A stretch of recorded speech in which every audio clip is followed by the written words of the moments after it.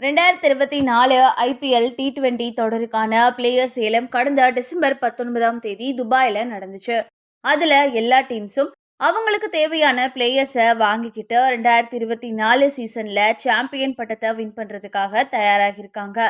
அந்த வரிசையில 2022ல புதுசா ஸ்டார்ட் பண்ணப்பட்ட லக்னோ சூப்பர் ஜெயின்ஸ் அணி தங்களோட முதல் கோப்பையை வின் பண்றதுக்கான பயணத்தை ஸ்டார்ட் பண்ணியிருக்காங்க. அதுல கடந்த 2 சீசன்ல தலைமை பயிற்சியாளராக இருந்த ஜிம்பாப்வே முன்னாள் பிளேயர் ஆண்டி ஃப்ளவருக்கு பதிலா முன்னாள் ஆஸ்திரேலிய பிளேயர் ஜஸ்டின் லாங்கர் 2024 சீசன்ல இருந்து தங்களோட பயிற்சியாளராக செயல்படுவார்னு லக்னோ நிர்வாகம் ஏற்கனவே அறிவிச்சிருந்தாங்க.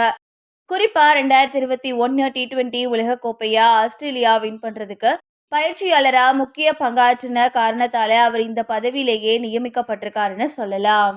இந்த நிலைமையில ஆஸ்திரேலிய அணியோட பயிற்சியாளராக இருந்தப்போ நடந்த டெஸ்ட் தொடர்ல விராட் கோலி மற்றும் ராகுல் போன்ற இந்திய பிளேயர்ஸ் அவுட் ஆகிற வரைக்கும் நான் நிம்மதியா இருந்ததில்ல அப்படின்னு ஜஸ்டின் லாங்கர் தெரிவிச்சிருக்காரு.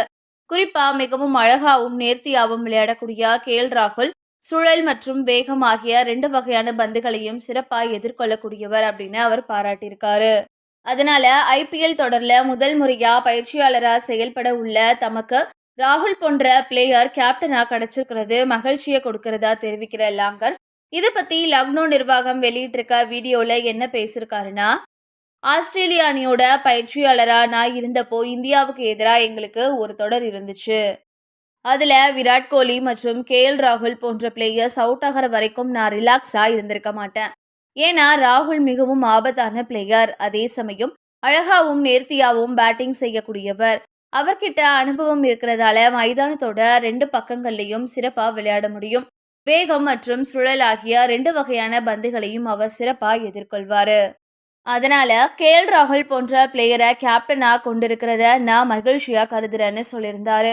முன்னதா கடந்த ஐபிஎல் தொடர்ல காயத்தால வெளியேறி ஃபார்மை இழந்து திண்டாடி வந்த ராகுல் 2023 உலகக்கோப்பையில அபாரமா விளையாடி முழுமையான ஃபார்முக்கு திரும்பியிருக்காரு.